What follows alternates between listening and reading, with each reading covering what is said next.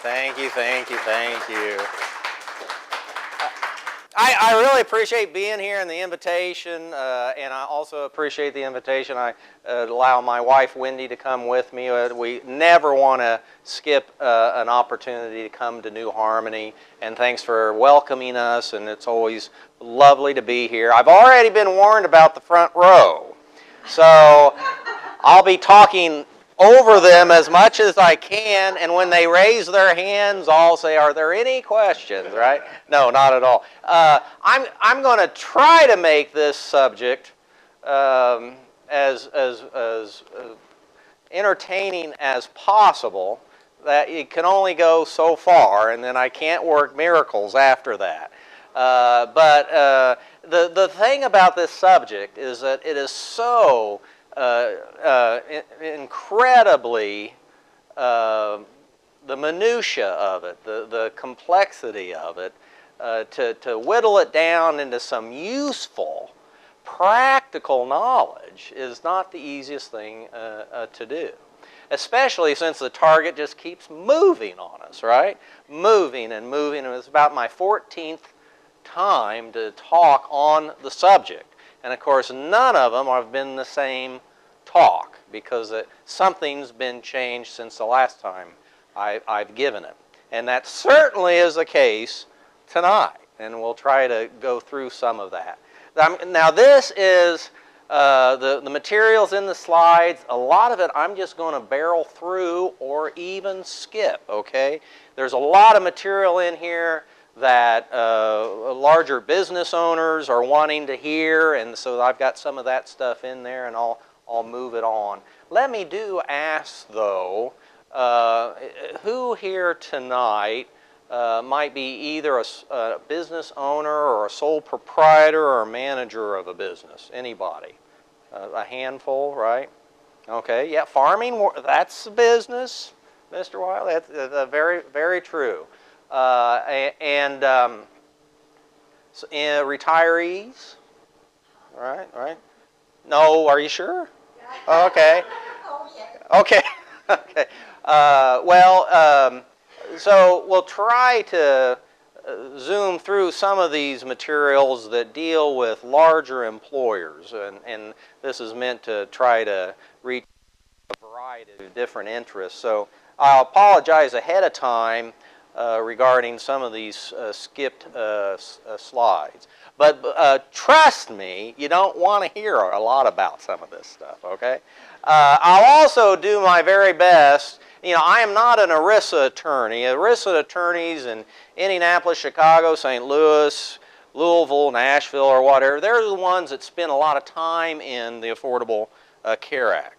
I don't have the time to spend a lot of time in the Affordable Care Act. But we represent a lot of businesses and a lot of business owners, so these subjects keep coming up. So we've gotten to become pretty familiar with it because of the way we're wanting to try to advise our clients.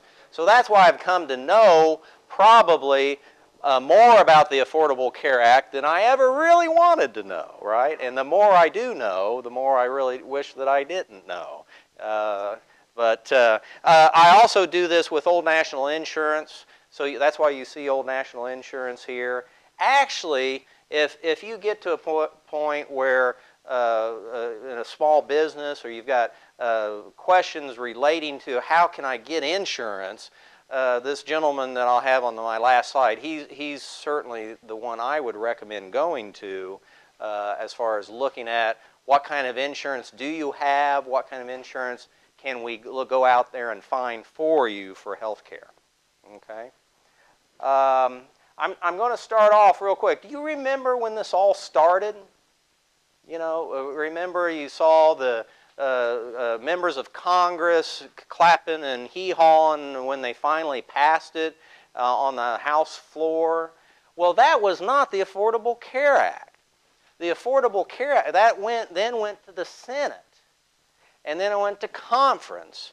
And it was the Senate bill that is the Affordable Care Act, not the House bill that when you saw Nancy Pelosi knock that gavel down that it passed, that was not the Affordable Care Act. It came with the Senate version, and it was actually introduced under, I think it's called the Order of Business on New Year's Eve that same year when there were no senators in the chamber. That's when the Affordable Care Act was actually entered into the rolls of the Senate as law, and it wasn't anything that the House of Representatives had actually debated. Okay, so we started off great, and we've gotten all the way to 2014, and it hasn't gotten much better. I'm trying also to, I'm in disclaimer mode, Nathan, okay? I'm trying not to be too blatantly opinionated in what I say, and I'm trying my best to give you a summary of how it works, and I will apologize sometimes. I don't do a very good job of that, okay? But we then had the Supreme Court decision, remember, that upheld it as constitutional, right? And they went for a few years talking about that the Affordable Care Act did not violate the Commerce Clause, and denying that it was a tax, that the individual mandate, and if you don't have insurance, you will pay a fee. And people said, well, that's a tax. And they would say, no, it's not a tax, it's not a tax, it's not a tax. They get to the Supreme Court and they said, this is a tax, and we can tax people, right? And that's why the Supreme Court approved it and upheld it on the basis that it was okay under the congressional powers to tax people. That the individual mandate, when I say that, that is the rule that says everybody has to have insurance. That's the individual mandate. The other flip side of the coin, the big component of the Affordable Care Act, is the employer mandate. Employers have to provide insurance, and it has to be a certain kind. Individual mandate, employer mandate. What an individual mandate, so what does the Affordable Care Act? If you don't have insurance, what happens? You have to pay a fee, right? And I'll talk about that. And that's what they said in the Supreme Court, well, that's really a tax, and we can tax. And the Supreme Court said, yeah, you're right, you can tax. So since you're saying it's a tax, it upheld it. But it also, the Supreme Court decision was a lot about the vast expansion of Medicaid, and I'm going to talk to you more about that so that you understand how this actually works. There's not any effort right now, no law, no bill pending to repeal the Affordable Care Act. At the beginning there were, those have been pushed to the side. There's several private lawsuits by both profit and nonprofit businesses challenging certain parts of the Affordable Care Act, but those are the only current challenges. There's actually quite a few. In the high 70s, of federal lawsuits pending all across the country objecting to things like birth control medicines and devices being provided and that sort of thing. One of the more famous ones you might have seen in the news is the Hobby Lobby case. You know, Hobby Lobby is owned by a devout Christian family, and they don't like having to pay for their employees to have certain coverages. Their lawsuit actually has been successful, and the Ninth Circuit out there, and where's the Ninth Circuit? Colorado or California, one of the two, very liberal federal circuit found en banc, which means all of the judges found unanimously that the Hobby Lobby case had merit. Which was quite significant. And of course the Department of Health and Human Services wanted to appeal it, and Hobby Lobby sped up the process by just saying, yeah, we'll agree to take it to the Supreme Court. We want it in the Supreme Court, right? And they're going to hear that in March, March 15th or March 25th. There has now been almost 60 amicus briefs filed in favor of Hobby Lobby, and almost 25 briefs filed in favor of Catherine Sebelius's position. And I don't know who reads all that stuff, but I hope they get paid a lot. Okay? So let's start off. What is the Affordable Care Act in less than 100 years? It requires most Americans, not all. Why do we have the Affordable Care Act? To ensure who?